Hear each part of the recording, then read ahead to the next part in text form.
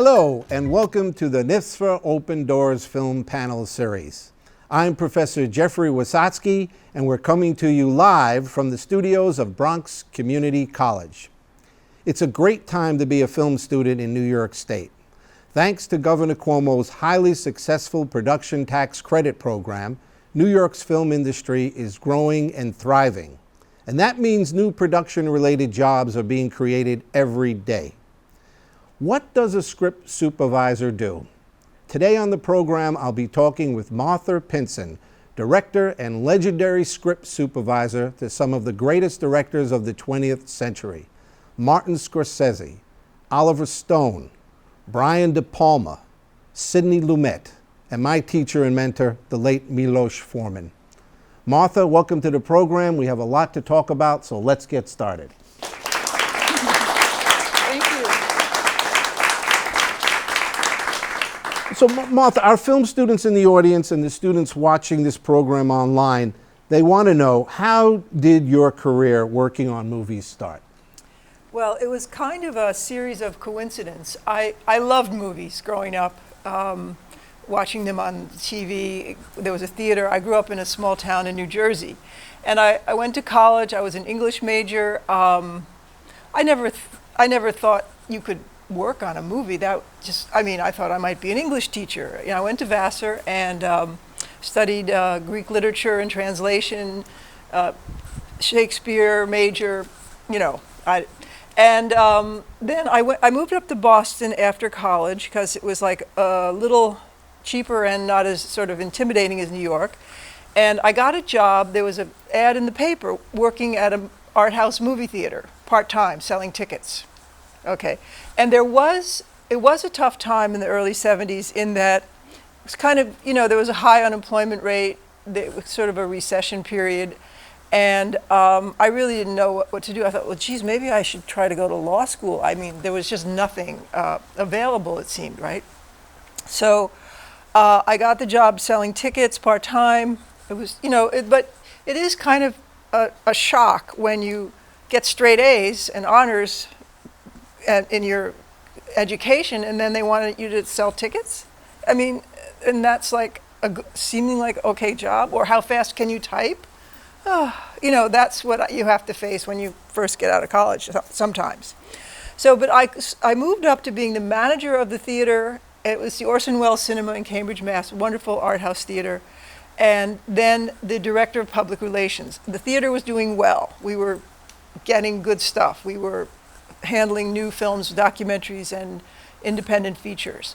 And so I wrote the press releases, I ran the press screenings. Sometimes I even picked some of the films, although there was a booker, of course. And after a few, like a year or so, that couple of people said to me, directors, Martha, I made money because of what you did. You have to work for me. And I was like, okay, doing what? I mean, I had no idea what you would do on a movie, but I was invited to the set. I was hired as a PA, this and that. So at that time, in the early 70s or mid 70s, script supervisor was kind of the only job, for a girl on set, and it did not involve carrying heavy equipment around, which I definitely didn't want to do. So, and I was just introduced to script supervisors. It just sort of seemed logical. Okay, so it was an interesting challenge, and I just said, okay, I'll give it a try. And then I found out pretty quickly that it was a union job, which as you guys are going to be meeting people from Local 52, Local 161 is a sister local, same union. And it really means that it might be a difficult job, long hours, a lot of, blood, sweat, and tears, but you get a good paycheck and a good contract. So it seemed worthwhile to pursue. And then I just happened to sort of hit it right and got hired on a lot of great films. Well, what does a script supervisor do? Tell our film students. The script supervisor is the sort of representative of the editor of the cut, of the final assembly of the footage on set. So our job is to guarantee, if possible, that the film will cut smoothly as it's intended to. And the basic, there's all kinds of things can go wrong. An actor might change their body position like in the middle of a day of shooting on the same scene, and then this doesn't match what we established in the wide shots. So, when you cut in, things are going to be popping around. So it's the staging, but it's also, what time is on the clock? What story day is this? Is this how long has it been since he got punched in the face? It's been 3 hours. Okay, so we still have blood and swollen cheeks. The flow of continuity to tell the story. And the basic system is that you shoot a wide shot and then you go tighter and get the coverage, but it's supposed to be the same moment.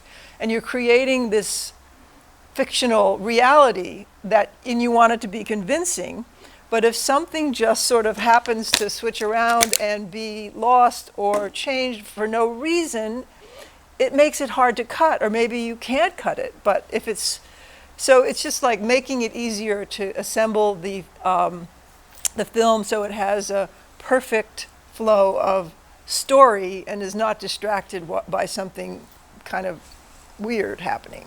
So what do you do in prep? In prep, you do a rough timing of the script, estimating how long it's going to run. So you sort of read it aloud and then allow time for the action that's described, take into account. Sometimes a producer is concerned that the script might be too long, and so, we give an estimate. We're objective. We don't have an opinion on that sort of thing. This is what it seems to be. Then I do a breakdown, an analysis of the entire script in terms of time flow, continuity, anything that changes. Let's say a character gets married halfway through a script. Well, then the wedding ring is going to be there from scene 75 to the end, but not before. So you shoot out of order. So you have to check and make sure that nope, this one no wedding ring. Okay. Oh yeah, right. And now everybody knows this. All this is understood in a sense by the art department, the director, props, costume. But the script supervisor is kind of where the buck stops. Before we roll camera, I have to. Wait, hang on, guys. Just fix some small thing, hopefully. But we communicate throughout pre-production and during the shoot day. When I get there in the morning, I start figuring out, okay, what could possibly go wrong, and get in front of that before it becomes something that's going to delay our shoot. So, Martha, what is a day like on the set? What time do you arrive? What time do you leave? We arrive at crew call. Usually the people that are, getting the actors dressed and setting up the set have to get there earlier. But so basic crew call, and then I just check everything to make sure I've got sort of an assessment of exactly what we're shooting and how it fits into the story arcs that might be more complicated. And then sometimes I will set up with the video playback fellow or the tech guy there what the best matching shot is for what we're about to shoot. Like we established scene 25, the actor's hair, face, and so, hair, makeup, and wardrobe can then just come in and check the most accurate representation of what they have to match to today based on what we shot. And so, just save time, things like that. And then just answer questions all around. Sometimes it's like, when we shot the first scene with this car, was it in the sun or the shade? In the shade. Oh, thank you. You know what I mean? So it's just like, okay, whatever anybody wants to know, I answer questions and just kind of get ready. And then go to rehearsals. So, Martha, we're going to screen now a wonderful short video where a movie scene has 30 errors, sort of that reversible film school type of look. Can you set this up and tell the audience how the Vanity Fair video came about? Yeah, I just got a call that one of the producer editors, I guess you'd say, at Condé Nast wanted to do a series, and this was the first episode in the series of what could go wrong, reverse film school. What happens if there's no script supervisor on set? What happens if there's no gaffer on set?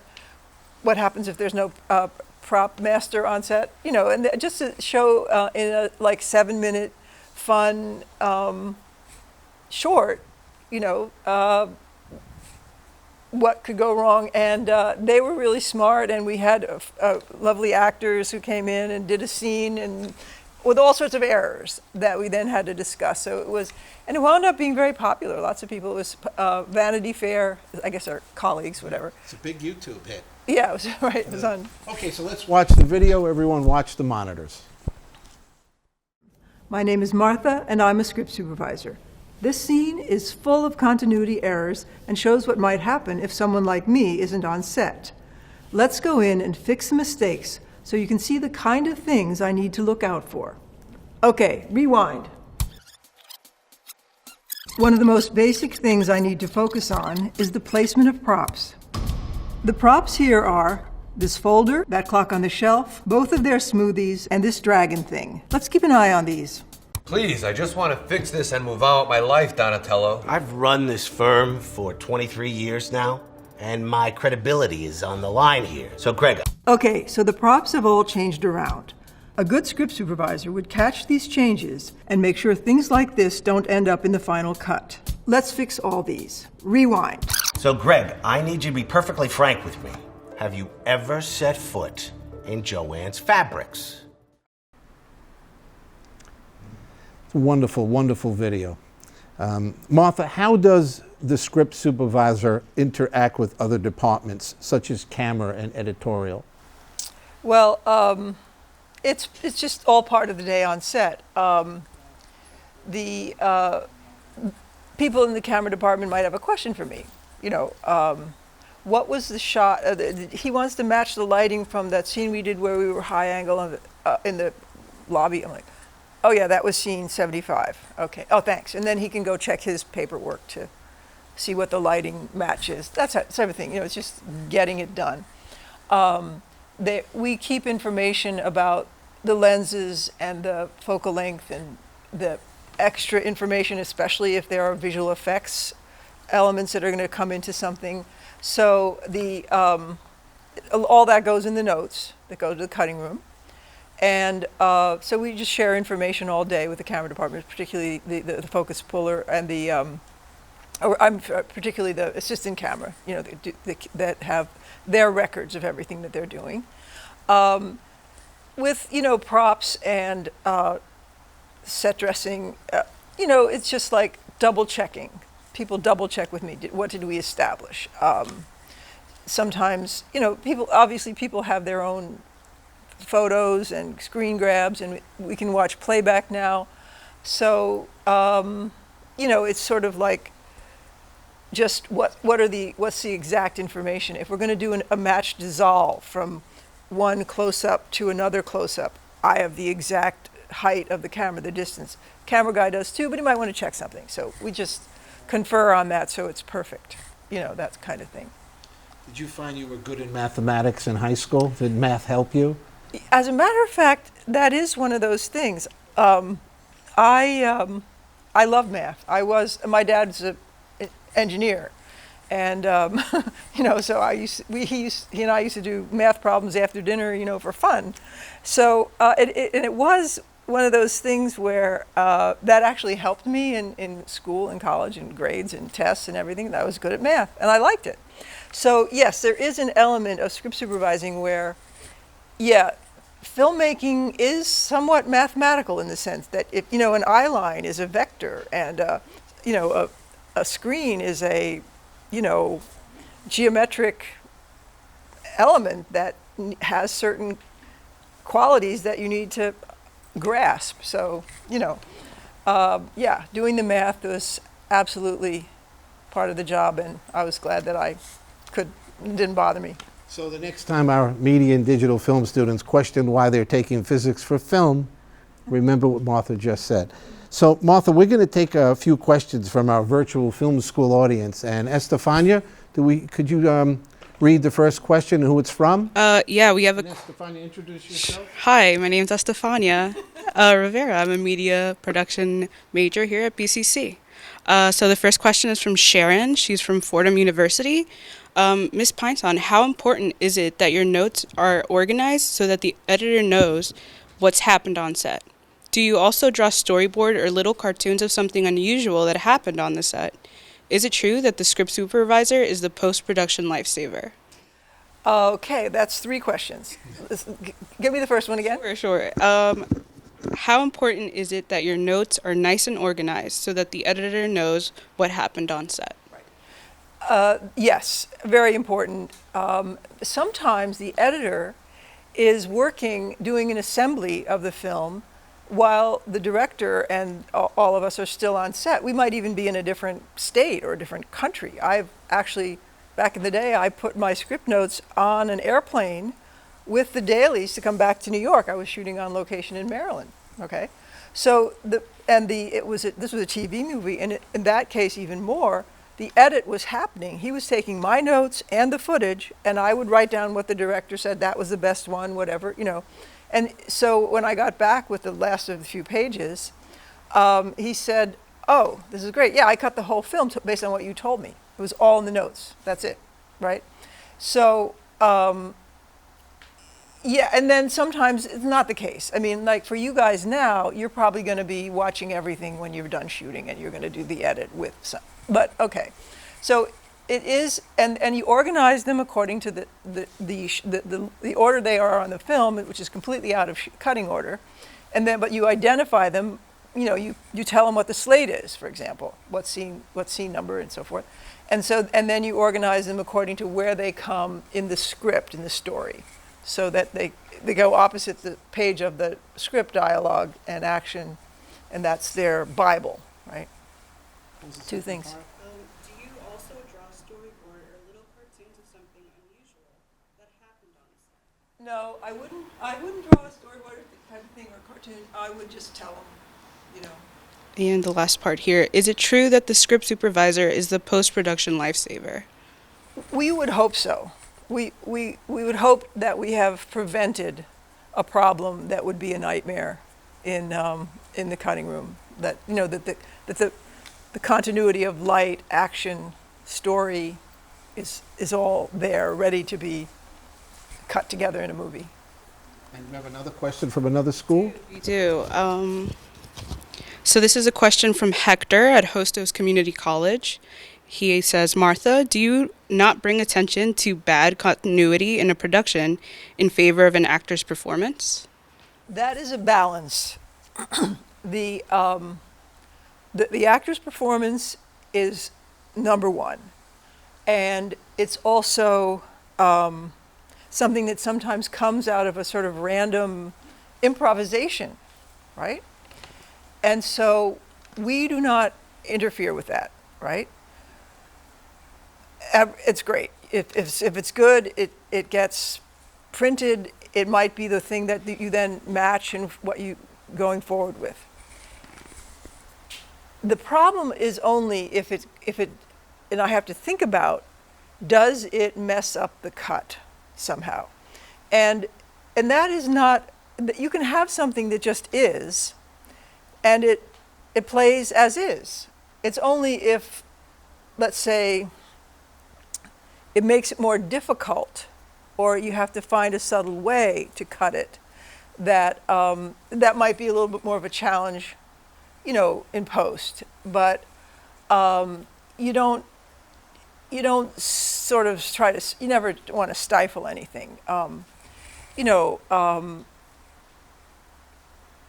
it's more a question of like understanding that, like when you come to set, the actors rehearse, and after a few takes, a few rehearsals, this structure of the scene, the action, what they do kind of falls into place. Then you roll camera, and after a couple more takes of that, it's okay, this is the scene, this is what we're doing. So you have the basic structure, and a few changes, a few little ad libs, or just, you know, deciding to dump the table at the end, fine. That means that's the last take, but, you know, it's fine. It's going to be what you're going to use. It shouldn't, the matching shouldn't inhibit ad libs or improvisation. That's a great question. We'll take just one more from our call-ins. What union does a script supervisor need to join? Does a union help you get jobs? Are relationships the most important part of getting your next job? And lastly, do you ask for more money if the shoot has more cameras? Let's do the first question first. Do you ask for more money if the shoot has more cameras? There is a second camera fee, but truthfully, I haven't worked as a script supervisor for quite a while. The last movie I did was Hugo in 2010. So now there are a lot more cameras. I don't know if script supervisors get like an exact fee for each additional camera. Let's say there's 3 cameras, but yeah, there is a bump, a fee for a second camera in general. Now, the local is 161 of the IATSE, same basic union as all as camera, props, lots of all the film production jobs for the bigger things. But there's tons of work, student films and indie films and other projects that are not union. So you can work non-union or you can join the union. And usually you work non-union with your friends or whoever, you can, for a couple of years, and then you might apply if you decide you want to pursue a certain category. Is there a third part we missed? Or did Martha cover all port? Are relationship the most important part of getting your next job? That is, someone might say randomly to someone who's starting, oh yeah, call her, she was great. That's it. If you sort of made a good impression on some job, you don't know who, it could be the art director, it could be the DP, who knows, somebody might just say, oh yeah, he was good, okay. So there is that word of mouth aspect. And just it varies, there is definitely a big team and a lot of people who are going to maybe have an opinion about your work, so you don't want to annoy too many people. And that brings to the comment we make in class all the time. It's not who you know, it's who knows you.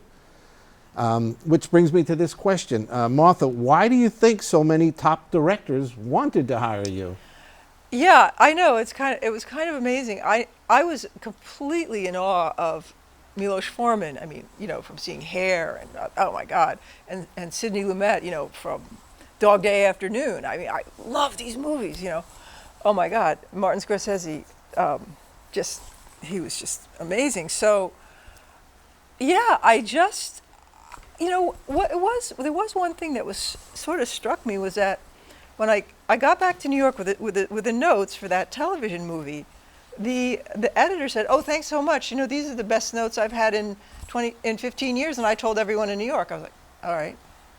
He said, "I cut the whole movie based on what you said," which was I was just writing down what the facts, what the shot was for. That was given. But okay, so that was helpful, I guess, And then, right, I think it's just like they thought I was smart.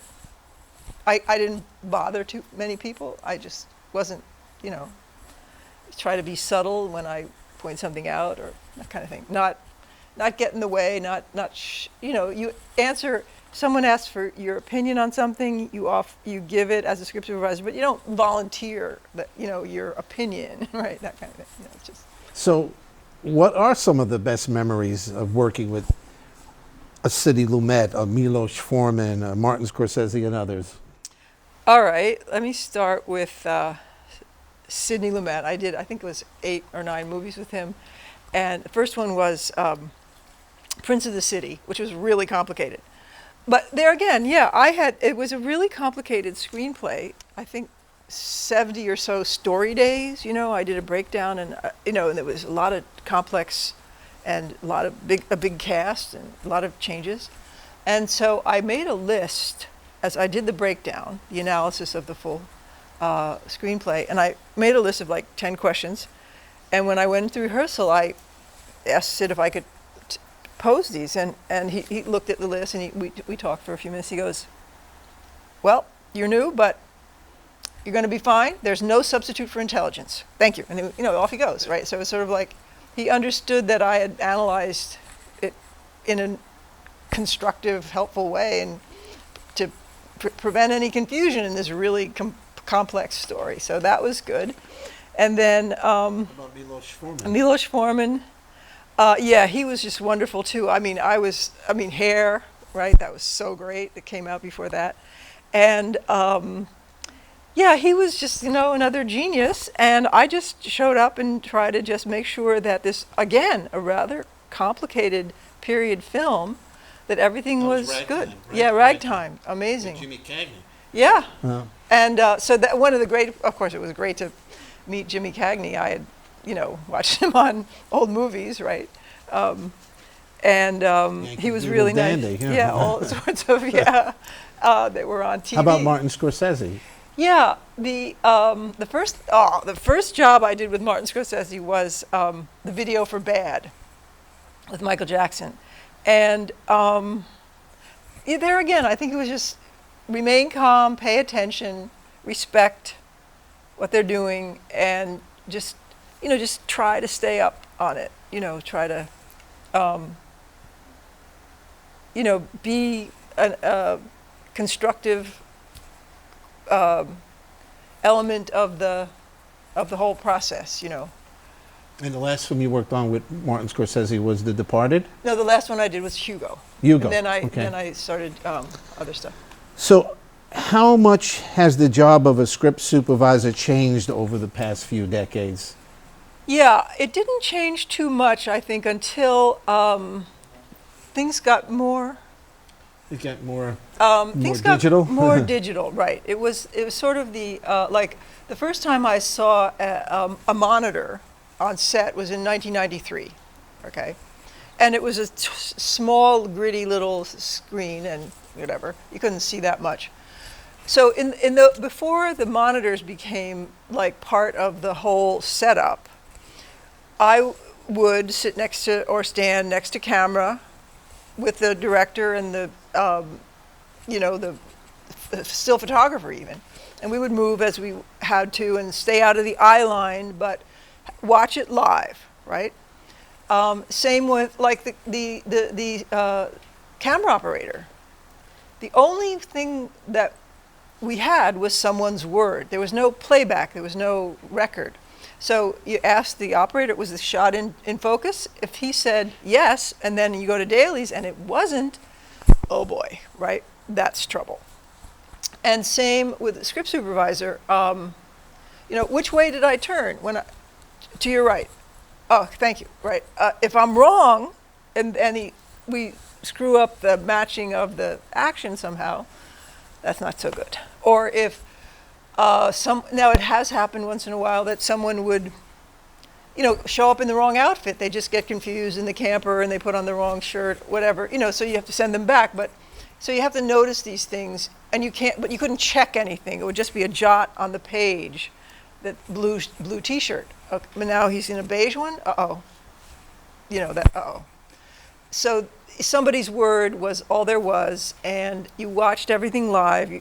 But I could tell. I could take a peek through the lens and see, what the framing was. You just just knew. So, and then also things were more likely to be one camera, because camera and the whole thing was much more, expensive and so forth. And so now there's more multi-camera, there's playback, things like that, and you sit at Video Village, which actually, like even as a director, I stand by camera anyway. I don't want to sit over there watching a little screen. I want to be right. I want to see the actors, and I can glance at the screen and know what it's getting. The DP has a monitor, but I like the feeling of being able to actually clock it in my brain. I'm used to that, And just think now at the Super Bowl coming up in February, 104 cameras. Martha as script supervisor, she'd get paid a lot more. We're going to take questions from our studio audience. Please say your name before you ask your question. Raise your hand if you have a question. Okay, first. Hello, my name is Candace. Hi, Candace. My question is, do you ever throw a line to an actor if they're saying it wrong? And, or Or do you wait for them to ask you what the script dialogue is? Yeah, you wait. In other words, if you do a take and there's a mistake. I'm sorry, Martha, could you repeat the question and the answer? Oh, Okay. sorry. If an actor says a line wrong, do I call out the correct line? No. And but I do tell them. Basically the deal would be, if they say a line wrong in, like, say take two. Okay, I could tell the director she forgot the thing about the dog. Okay, should I tell? No, let's wait. Okay, so we let them get into it, give them a chance to get the feel of it without somebody coming correcting something. But there is a point where, okay, if there's an error, you have to fix it before you move on. So sooner rather than later, you have to tell them. Then also the question was, do you call out a line? And when it's asked for, yes. Line, and I give them, that's it. That's another reason to be close to set, because, if you're way over there, it's not as... You have another question. Raise your Yes. hand. Jesse, say your full name, please. Jesse Odame. You've worked as a script supervisor for some of the greatest directors of all time: Martin Scorsese, Oliver Stone, Brian De Palma, Sidney Lumets, and Milos Forman. Did you socialize with any of them after the shoots? Like go to New Year's Eve parties? Which ones did you go to? Should I repeat the question? Yes. Thank you. I worked with a lot of great directors, some of the greatest of the 20th century, shall we say. And did I socialize with them? Did we go to New Year's Eve parties afterwards? Basically... Great question. Yeah. Yeah. Basically, no. There's a professional understanding.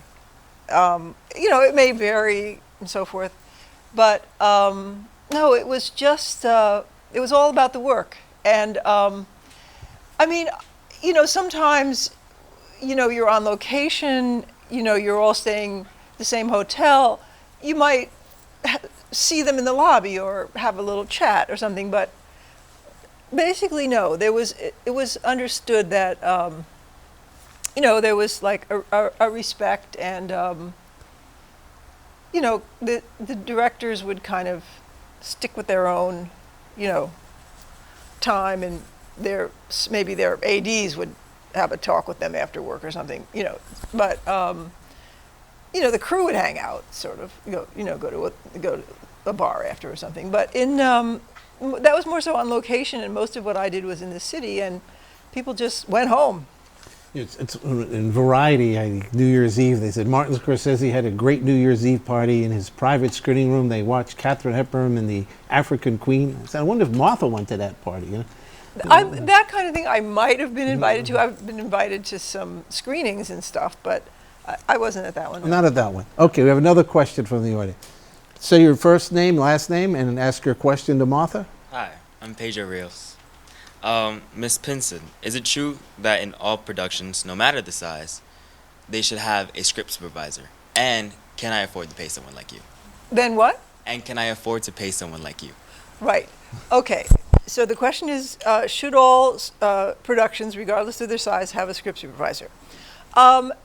Basically, not necessarily. If you're doing a short film and it's all sort of one scene, and you're going to do it all in one day in a flow, then the director can worry about that stuff. Like, did we forget the, the watch? Or, he would or she would just make sure everything was right, and then, observe that kind of thing themselves as to, the staging, and does it matter? I mean, it might be helpful if there's a lot of traditional coverage,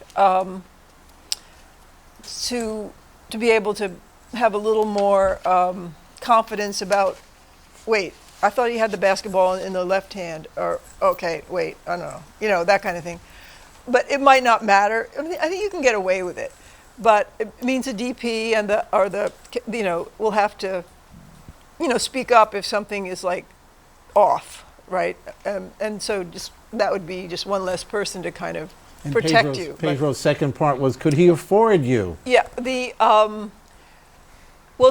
script supervisors who work on shorts kind of get people do things for no money. You're starting out, you just do stuff. But once you're in the union, it is a job. It's a grind. It's long hours and stuff. So, yeah, most people would not do it if they weren't getting paid their full rate. So. Join a union. It's good. Martha, I have a question for you. How did you balance the demands of shooting these big Hollywood movies with being a mother? Yeah, well, number one, my son was my top priority. And he was born, but way before you guys, he was born in 1984. And I had done a number of films. I actually did 2 films while I was pregnant. That was actually harder than, You worked to the end, to the 9th month? Right, yeah. I worked at the beginning, and then I worked at the end. I had some time off in between, but okay. But, so obviously you have to balance it. And the thing was that I could, and I didn't take jobs out of town. I had to get home after work. Also, I worked a lot with Lumets, and that was a blessing in that he works a short day, 8 hours or less, but that's just it. That was great. So, and then also, it being a union job and you get paid well, like you do a film and you're done, and then you don't worry if the phone doesn't ring for a few months. You have a few months off. So great. I would just take that time in between and not sweat it and wait for something to come up that was convenient. And I had really good babysitters. You just have to really try to take care of your son. And he came to set with me a couple times, and then as he got old, and I didn't try. I just did what I had to, and try to get home, and be with him as much as possible when he was growing up. But I started directing when he was a little older. Like he was like 13 or 14 before I said, okay, I can sort of be a little more selfish with my time, and I directed some plays, because that was fun. But yeah, I think we all have to balance that, and I just, fortunately was able to. So Martha, what is your advice to young filmmakers as far as balancing creative work and practical work that pays the rent? Yeah, that's one of those facts of life. I think most of us, want to be independent and, not depend on our parents for support and stuff. You want to create a path for yourself and be independent. So it's probably going to be a combination. I know people have been very fortunate. They write a screenplay, they can sell it, they make money doing that. But there's no guarantee. Or if you make a film and it's quite good, let's say you do a short, it's not going to get you income. You don't sell them. You post them for free on YouTube, whatever. So it does seem that for most people, there should be something that is a little more practical, that you can just, show up and do it. It's like useful, something useful to, like you're a production assistant or assistant director or a script supervisor or pull focus, or a lot of people like to work in the office or in post-production. There are assistants. They didn't have these when I was young, but they have internships now. Like an internship at HBO. That might be great. I don't know, move up, right? But I think you want to kind of find something that is going to provide some sort of education or introductions to something that you kind of think would be sort of your favorite path. I mean, there are assistants in a writer's room on a TV series. I've never done that, but that could be good. I don't know. Right. So, Martha, what have you done as a screenwriter? I've written a lot, but I've never made much money at it. The only thing that I was able to option was a treatment for a miniseries, and it was picked up as a 4-year option, and I got a check once a year, and that was awesome. Not a huge amount, but and then it was dropped, so it didn't get made. But that, that's about the best I can say. But I wrote, I think, 8 or 9 screenplays just in between jobs when my son was in school, because when I saw a screenplay, I'm like, oh my God, that's so amazing, that's awesome. They weren't online in those days, right? I saw the actual script, and so I just wanted to tell stories and stuff. But and I've sent them out. I've won prizes at festivals for. What are they about, Martha? What are your screenplays about? Just, I don't know. I would have a dream and just jot down this crazy thing. Mm-hmm. I remember reading a newspaper article about this kind of broker finance guy who was a compulsive gambler, and he brought down a bank. It was like this big crash. I was like, oh, I wonder what it would be like to be married to that guy. So I just did a story about this woman married to this insane compulsive gambler. Happens in my neighborhood all the time. Right? Martha, do you have any advice for our young filmmakers who want to write? I think if you want to write, just write. You got to do it. Keep doing it. But and try to get it out there. I think I'm a little shy by nature, so I didn't send it out enough. Maybe I sent out 100 times, but you got to send it out 200 times or 500. I don't know. You just don't give up. Also, my screenplays, got me to some film festivals. I win a prize at a festival, and then you meet people. So that's good too. We're going to take some more questions from our virtual film school audience. Estefania, where's the next question from? This is a question from Phil at Fordham University. He wants to know, who do you report to on set? Is there more than one script supervisor on a shoot, like a first AD or a second AD? No, there's only one script supervisor on set, and we are a department of one, and we don't, literally, in a sense, report to anyone. But we have to be there and be available to every department head, every department that's there and working. And we report the facts of the time we shot and what we shot, every day to the ADs. We give a piece of paper to the set PA, because the record of what time we came in, when we shot, what we shot, how much we accomplished, what we didn't get that we were supposed to get, it goes on a report to the studio. So we provide information, but we just know where we're supposed to be, which is attend the rehearsal, jot down issues, check with somebody, make sure every department knows what's tricky here and that kind of thing. One more question? But there's only one. Yeah. Do you have another question? Yes, we have a question from Martin at Ithaca College. It seems that every department needs something from you, and you're giving information to every department. As a script supervisor, no one is your assistant on set. Do you ever feel overwhelmed at the end of the day? Do you need a college intern to help you? I'm available on Monday and Friday afternoon. You want to repeat that? Yes. Yeah. Do you feel overwhelmed at the end of the day because there's no assistant to help you, and would you hire an intern? Okay. On the set, basically, no. You can't. It's really tough to get anybody to come and visit. It's a private, secret place, so we don't have interns. I mean, in some departments there may be. There's no second person in the department.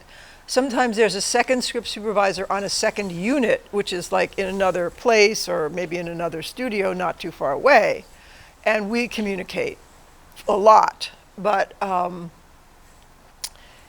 there's only one on set, and on a non-union job that's not a big secret stash, a person might get a job as an intern, yeah. And he should just, keep trying. Or as an assistant, yeah. Are there any other questions from the studio audience? Does anyone have a question that they would like to ask Martha?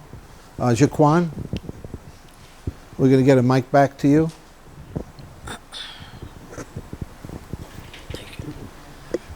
Yeah, my name is Jaquan Lewis. I'm a MEDP student, and my question is there any major differences between being a script supervisor for film and television?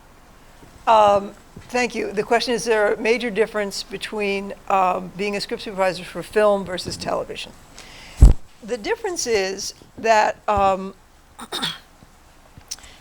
a television show, you probably shoot 7 or 8 pages a day. On a feature, it might be more like 4, right? So you have to work faster.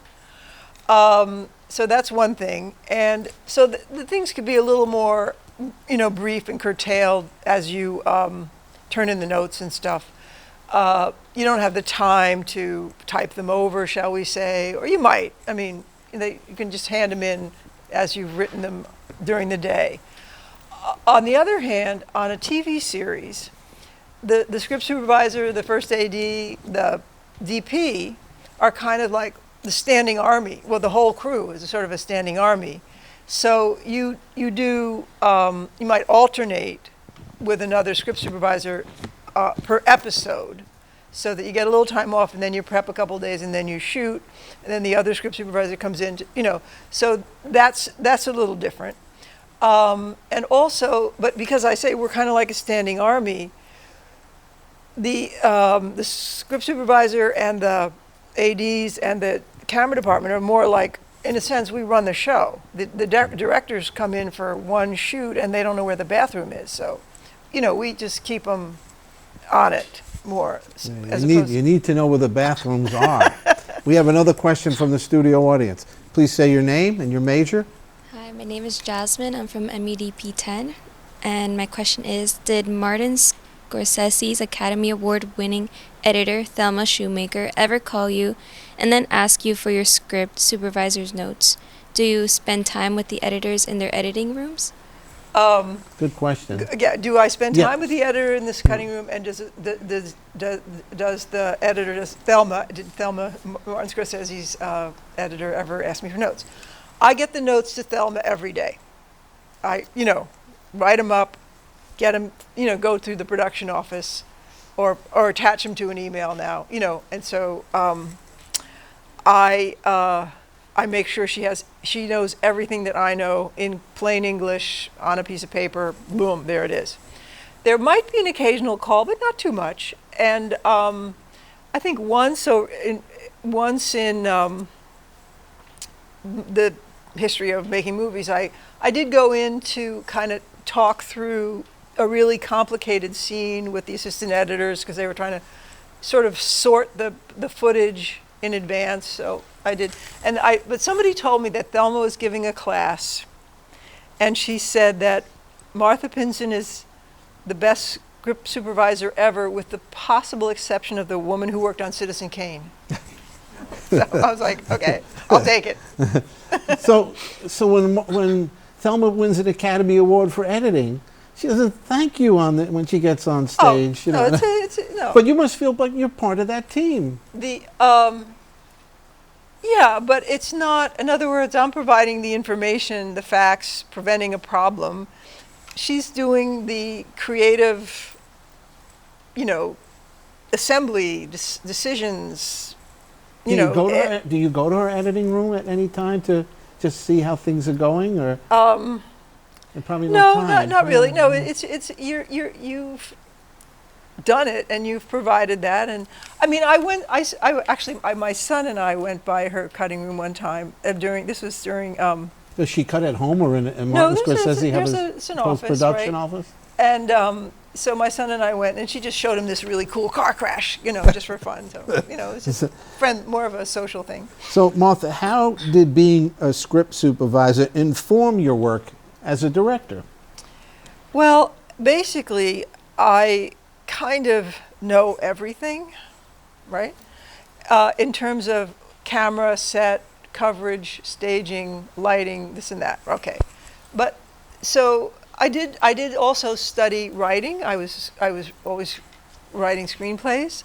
I studied acting because I wanted to know, and I was an observer in an acting class before I went to do this feature, because I just wanted to get immersed in that, in the terminology, in the approach. What do you say, right? And how do you process what the actor is telling you? So, yeah, but as far as, keeping shooting, figuring out how to solve a problem if things don't go the way you expect, it's all there, yeah. I mean, I can do a shot list in my sleep, pretty much. In are asleep. Remember that, our thesis film students. Martha, director Sidney Lumet had a special approach in that he did 2 to 3 weeks of rehearsal prior to a shoot. And what was that like? Well, that was amazing. And he was the only person who did like an official rehearsal. I'm sure that lots of directors do extensive conversations, discussions, perhaps rehearsals. I wasn't there. This was like a show up and do it kind of official rehearsal. And so he would do a read through. It was almost like we were preparing for a Broadway show opening night. You know, everyone had to be ready. Discuss the background of the characters, then start going scene by scene with a few people. And we had a big room, and the sets were kind of taped off, and a few basic props. And so he would walk everybody through the staging, the tone, the blocking, and then the last day of the rehearsal, he would invite the DP and a few other people. The ADs were there sort of throughout, keeping an eye on things, and I was noting the time and the staging and the blocking and the changes in the props, whatever happened, you know. They would watch a run through of the whole thing, so then they could see what they were going to be doing and start pre-lighting and planning more to get things done. So it saved a lot of time, and Sid liked it because he felt that he could grasp and direct the film as a whole more in his head when it was just all there. And once he started shooting and getting up at 5 a.m. and shooting all out of order, he felt he didn't have as good a grasp of like the whole and the exact flow and the pacing of things. So he felt it was useful. Yes. So I have one more question, and that is, what is your advice to young people who want to write and direct? The thing is, I think you should do it. You know, if something comes up with your friends or whatever, and that's how I started, was a writer buddy asked me to direct his play, and then another one asked me to direct his play. It was great, you know, okay. I didn't get paid, but it was a wonderful learning experience and collaboration. So then I could go back to work on my, regular crew job and pay the rent. So I think that's kind of normal. Like, you have to keep doing things that you love. Don't set them aside completely, and try to just find the time to do something that you really can enjoy, and then hopefully they sort of build a resume. I did that. I directed shorts, and that helped me get a job as a director. It's not like it didn't happen automatically, it didn't happen fast, but it was there. At least I could check to see if she did anything good at all, that kind of thing. So build your resume, even if it doesn't seem to be effective right away.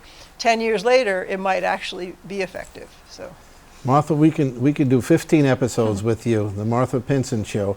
But thank you so much. It's been a wonderful show. So nobody fell asleep. No right? one did. They're all awake. And we have the Cinema High School, Film School with us today, the Cinema School. So our time has come to an end, and we'd like to thank Martha Pinson for taking the time to talk to us today, and what an insightful conversation.